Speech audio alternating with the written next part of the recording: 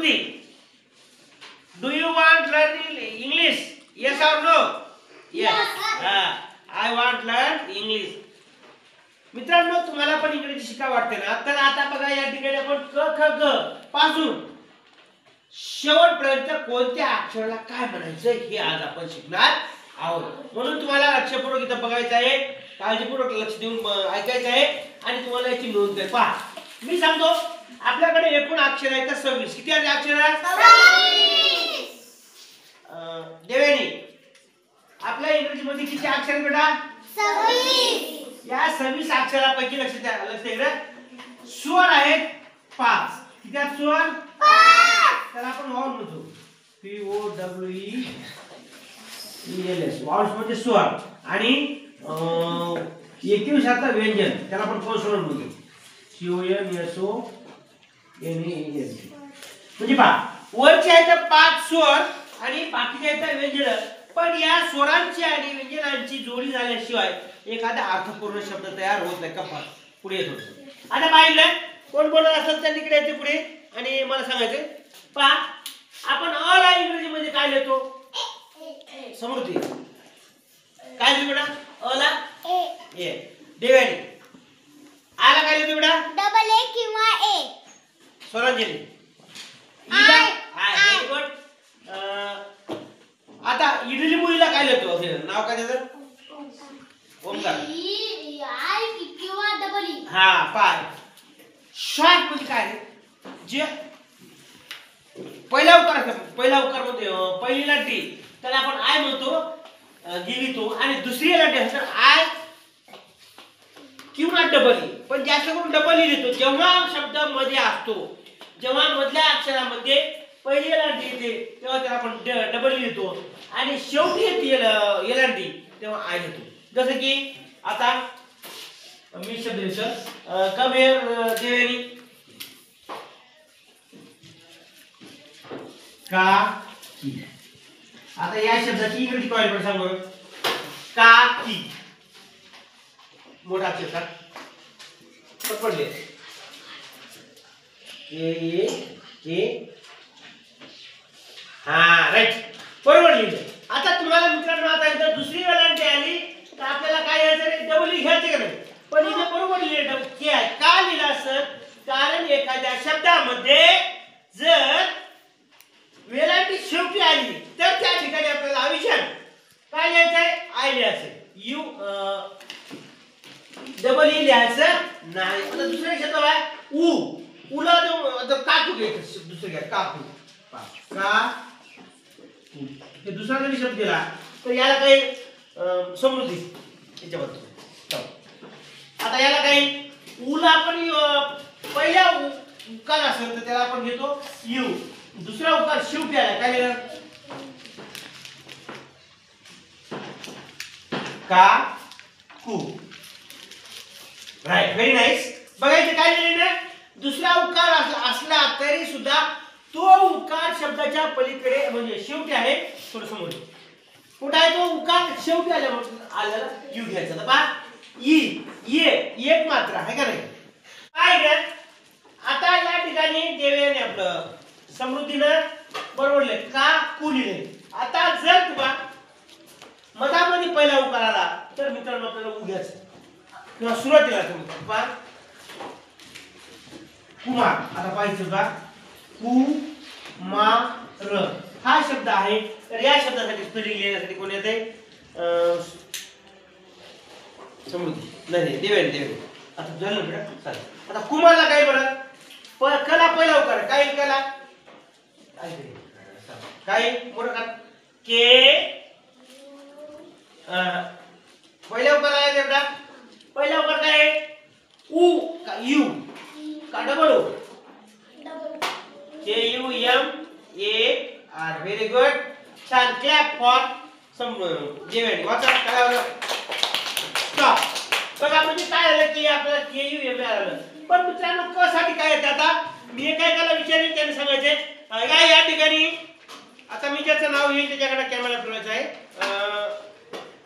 भक्ती सांग बेटा, क साठी आपण इंग्रजीत काय घेतो? के. बरोबर आहे का मुलांनो? हो. बर.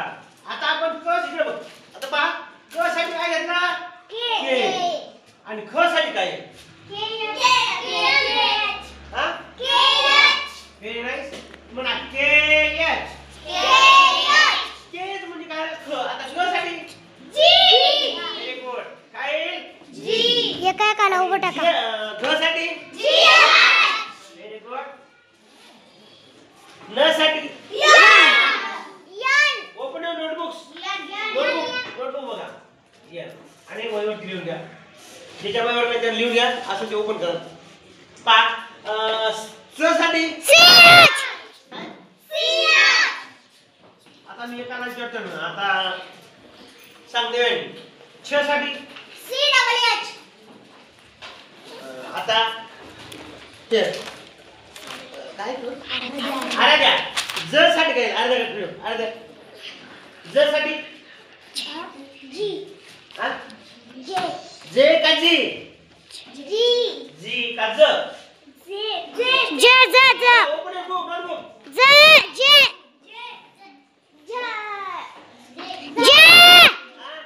साठी जे जी येत नाही पा जे ग साठी जी येते ज साठी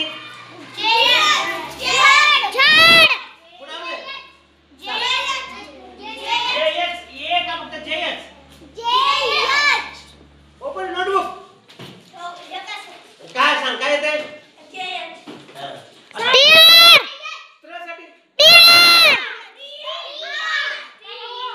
आता मी काय करत होतो एवढे बोललो का आता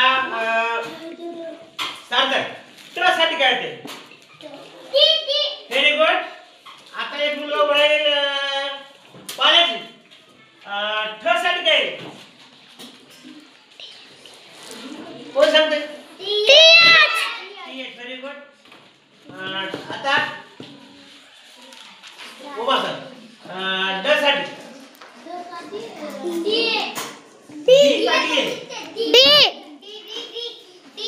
फक्त डी आता ढ साठी तुला भक्ती ढ साठी एन साठी न साठी फटाफट संस्कृती सांग त्यासाठी काय आता साक्षी कशासाठी very nice clap for Sakshi TH आता द साठी द भक्ती डी का डीएच डी आणि ध साठी डीएच फटाफट सांगा लक्ष द्या इकडे आता एन साठी आता प साठी देणार प साठी क साठी पीएच किंवा एफ दोन आहेत पाण्याचे द्यायचं पीएच आता बी साठी ब साठी बी भ साठी म साठी ए साठी फक्त वाय का बर र साठी ल साठी व साठी पी किंवा डब्ल्यू दोन आहे त्याला श साठी आता श साठी स साठी काय ह साठी फक्त एच आणि ळ साठी आता श साठी काय के आणि न्य साठी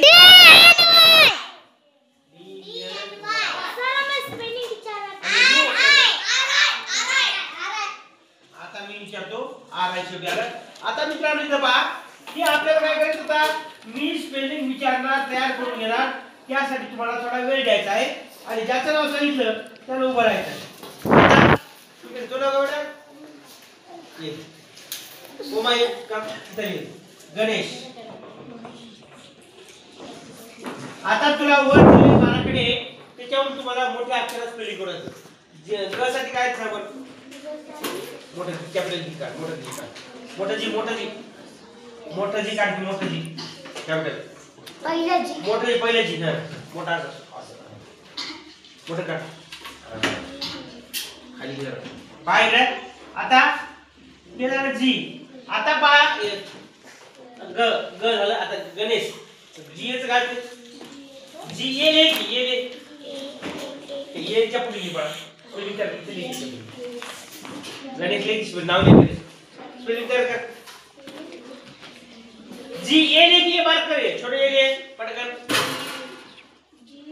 अरे बाबा जी झाले की आता ये ले पटकन ले आता ने साठी काय होईल मोठ्या मोठ्या ने साठी काय होईल याला आहे काय एक मात्रा कुठे हे मात्रा एक मात्रा सर यनी ने ने एल ई ने एल ई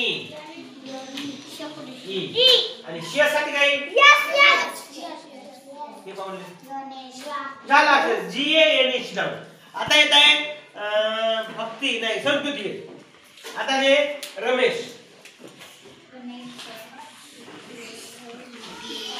आकाश मोठा आकाश काय झालं आर ए हे मी वाचतो एम ई ई हे यू का लिहितो यू रमुल्याचं तुला संस्कृती थोडे बाजूला होईना हा राईट हे नाही पा र मे श आता देवयानी देवयानी कार्तिक आता या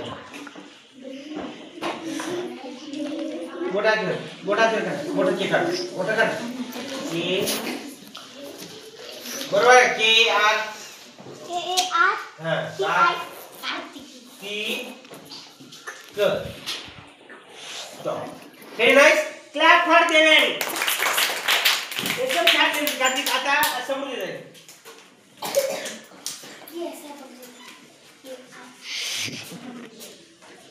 What is your brother's name? My brother's name is Gopinath. Gopinath.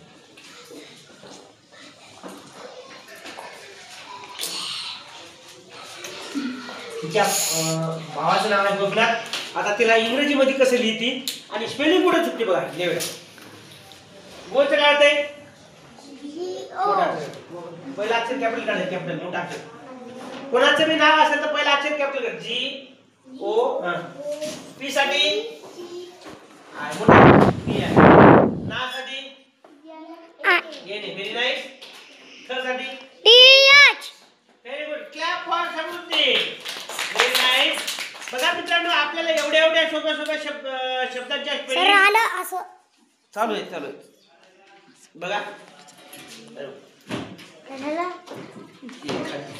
पाय रे अशा स्पेलिंग चालू आपण बघा स्पेलिंग लिहिताना आपल्याला फक्त याचा सहारा घ्यायचा आहे हे अर्धा अक्षर आहे क म्हणजे अर्धा आहे के याचं क होते लक्षात ठेवा बघा के याचं क के याची याचं ख होत आता तुम्ही म्हणाल सर फक्त के म्हणजे का नाही अरे बा ख क